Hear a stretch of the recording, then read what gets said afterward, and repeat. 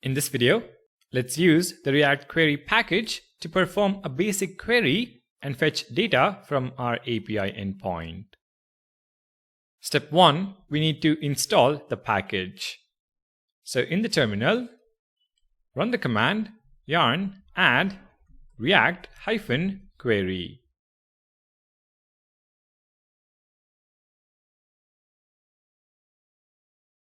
Step 2, we need to add React Query to our application. At the top of our component tree, we need to add the React Query provider and provide the client to our application. If you've worked before with Redux, this should seem familiar. In app.js, which is our root component, at the top, import from React Query, query client provider, and query client. Then wrap the entire app component JSX with the provider component. Query client provider,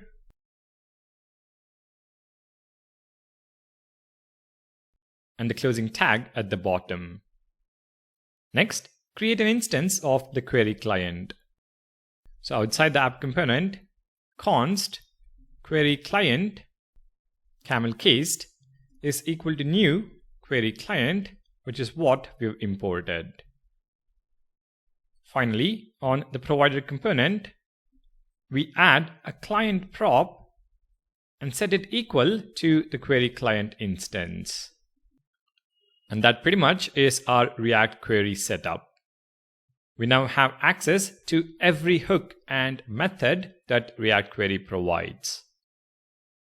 Now, let's learn how to run a basic query and fetch the superheroes data from our JSON Server API. I'm going to leave the code in superheroes page as is and work on our Q superheroes page, which will also help us compare and contrast the two approaches. And since this is the very first concept, let's take it slow and understand one step at a time. For our first step, we're going to import a hook from React Query. So at the top, import useQuery from React Query.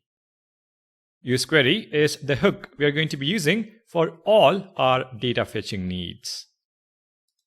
For step 2, we're going to call the hook in our component. This hook requires at least 2 arguments. The first argument is a unique key to identify this query. Similar to how you would have a unique ID for every row in a database, queries also have a unique key in React Query. Let's call it super-heroes, as it makes sense for our example. We will understand the significance of a query key later on in the series. The second argument, useQuery accepts a function that returns a promise. For our example, this function will make a GET request to JSON server. So at the top, import Axios from Axios. And then within the function body, we make a GET request to the same API endpoint as the previous video. So axios.get to localhost 4000/superheroes. But we also need to return the promise. Our useQuery hook will be called with 2 arguments, as you can see. Now for the next step, let's handle the query results returned by useQuery hook. To keep it simple, we could write const results is equal to useQuery, but this results object contains all the information you would ever need about this individual query. And that might be overwhelming at this stage, so let's destructure only those values which are required at this point in time. If we take a look at the code from the previous video, you can see we need a loading flag to indicate if the data fetching is happening in the background, and a data variable that holds the data returned by the API. As it turns out, the useQuery hook returns both these values, which we can destructure. The curly braces, and the values are useLoading and data. For our next step, let's use both these values to render the JSX. So if useLoading return an h2 tag that says loading, and if the data has loaded, we can map over the data and render the hero name.